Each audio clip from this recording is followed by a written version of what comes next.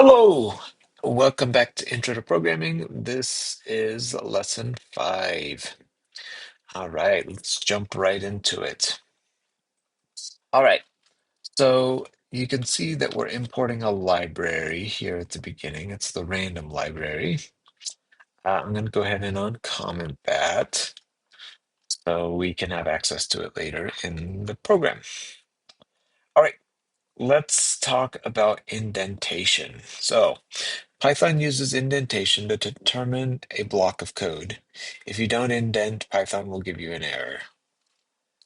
So let's look at this example down here. We can see that if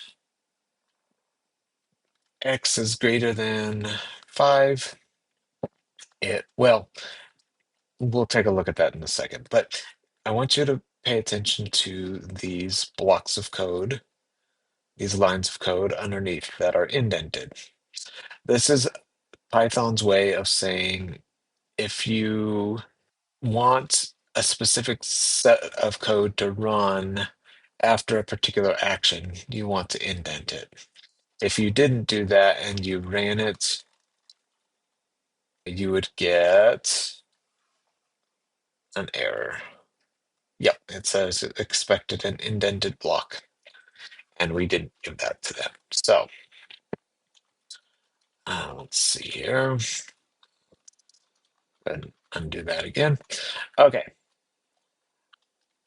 So yeah, you've got to use indentation when, particularly with if, elif, and else statements, as well as for and while loops and functions, that as well. We'll get to functions in the next lesson, but let's take a look at this if statement. So if you want to check if something is true, you use an if statement. Else is used if you want to do an action if the if statement isn't true. And then elif is the same thing as saying else if. So let's break that down a little bit here. So we have this chunk of code here, and it says if, we declare our variable x, which is equal to 8. We say if x is greater than 5, print x is greater than 5. Else, elif, or else if x is equal to 5, and print x is equal to 5. Otherwise, else, print x is less than 5. So I want to show you this real quick. When you're comparing two values, you always use the double equal sign. Compared values. The single equal sign is to assign a value to a variable, but the double is to compare values. So, all right, if we were to run this, what do you think would happen? Well, it'll hit this first chunk of code, which says if x is greater than 5, and that is true, x is equal to 8, then it will print this, and then it will skip over these lines of code because it will only run one condition is all we're looking for. So if we have the two conditions that we want it to look for, greater than 5 and less than 5, and then anything else we want to put in the else statement.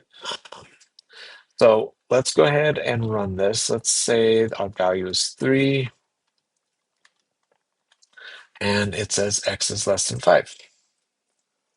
So it will print, it went through the first line of code, and that wasn't true. Went through the second line of code, that wasn't true, so it skipped this. And then it finally came to the else, which said, okay, anything else, if it doesn't meet these criteria, just go ahead and print x is less than 5. All right. let's take a look at Boolean operators. We can go ahead and comment this out for now. Boolean operators like OR and make it possible to check if multiple things are true in one if statement. Let's take a look at the last if statement we used and add the AND operator.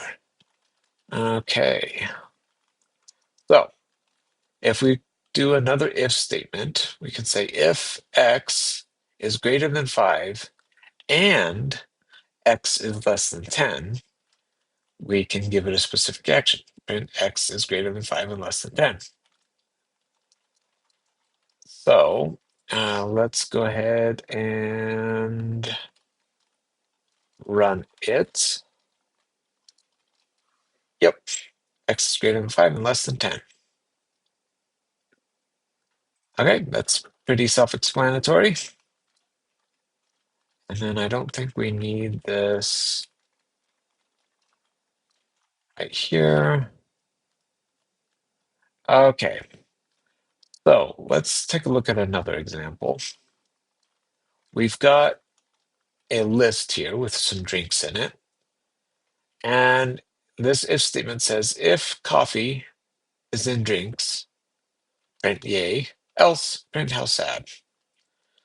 So what do you think it will print? It'll print yay. Obviously, if we remove that and then run it, we get how sad. Okay. So that's how that works. Let's take a look at user input. So to get the input of a user, we use the input function built into Python. Let's take the example of the last if statement we created. Let's say we want to ask them what their favorite drink was and compare it to our list. So in this case, we're going to say favorite drink is equal to input. What's your favorite drink? So the input will prompt the user for some input with whatever you put inside these parentheses. And let's go ahead and uncomment this.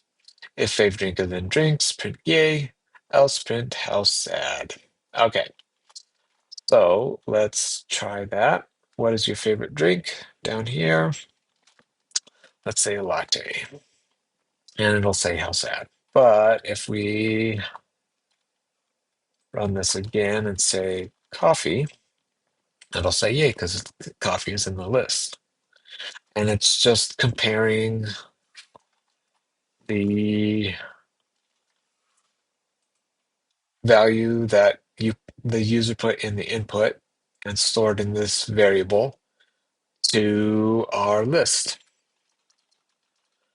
All right. Let's see here. Let's take a look at the random library real quick. Python has a library called random that can be used to make random numbers. This is useful in a lot of situations. Let's take a look at this first example. So we're saying print random and or print from the random library. We want the randrange function. And we're telling it to give us a range between 1 and 10. So what this will do is this will print a random integer from between 1 and 10. So there we go. And if we run that, whoops,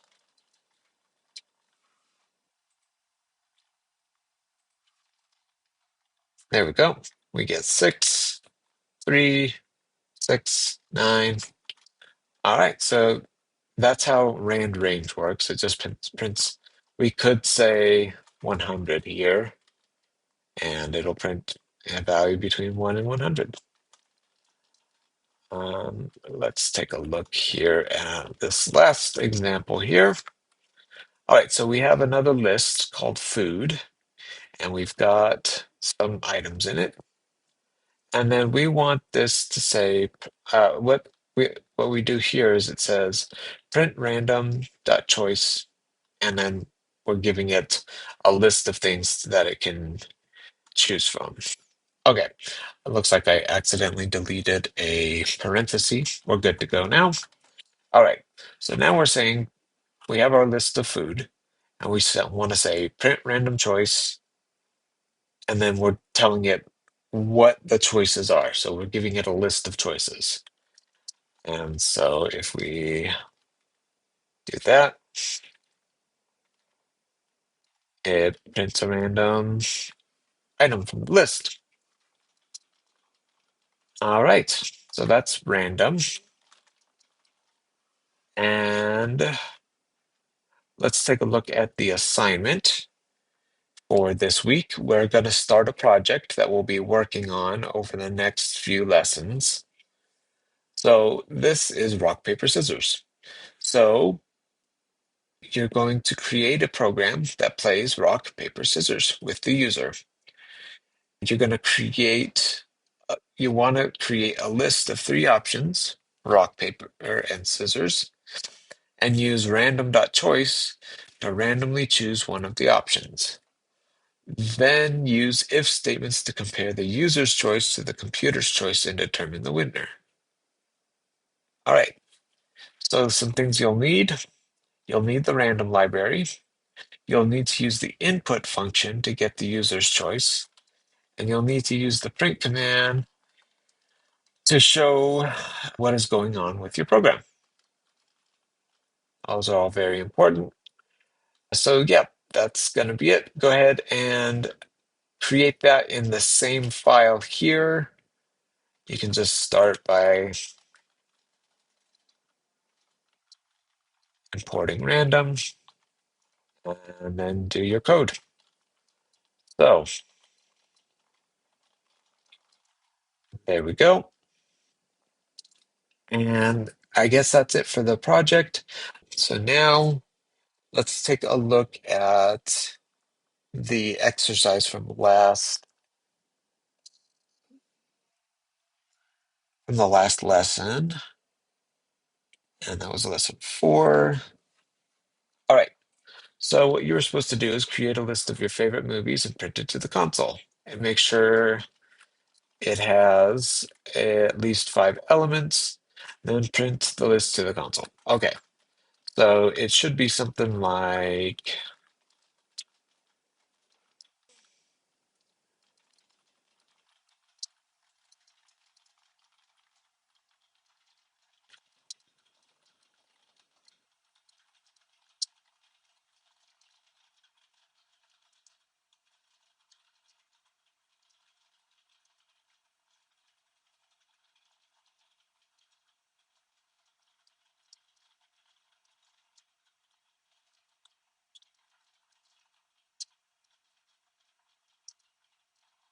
and finally, one more.